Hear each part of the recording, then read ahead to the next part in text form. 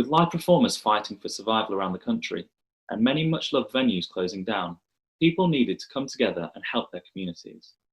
Richard Herring championed the Heckle the Virus campaign, which helps struggling comedians and venues in financial difficulties. So many stand-up comedians work hand to mouth and they make all their money from gigs, and to just stop that like overnight basically, and without really any warning, I just knew that there was going to be a lot of people worrying about how you're going to pay your rent, or how you're going to buy food, or how you're going to get shoes for your kids, or whatever.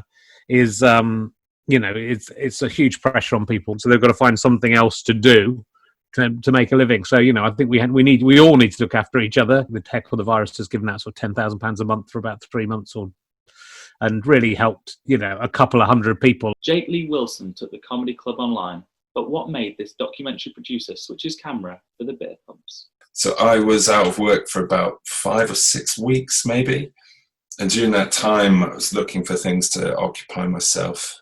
Me and my sister thought it'd be a good idea to fundraise for a charity, so we set up this project. We set up a virtual pub called the COVID Arms, and we started selling tickets, and we had a few comedians on, and it just kind of snowballed. How do your viewers benefit from watching your show, and how much money have you raised so far?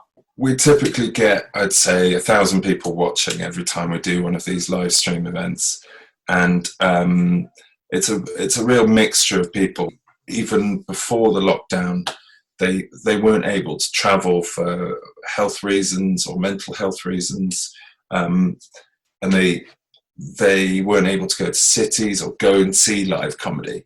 So this, for quite a large number of people, is quite a big way of being involved in something that doesn't involve leaving the house. It's been tough going through this pandemic, and I think something like this has given a regularity, a kind of a way of socialising without actually socialising, and something to look forward to each week. We've raised, I think, £105,000 for them so far, which is an amazing amount. So just dealing with comedians on a day-to-day basis has been amazing, especially in this heightened set of circumstances where we've been able to pay them, and a lot of them have been, gigging comedians who are complete freelancers, and they rely on the gig economy. And we've got a lot of emails and messages saying thank you and please keep doing this. All of our fans had spoken to each other.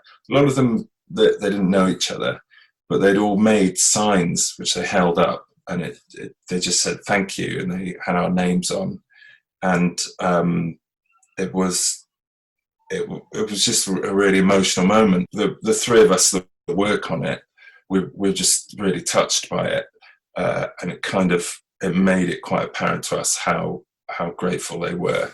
It was amazing. It's one of the nicest things that ever happened to me, I'd say.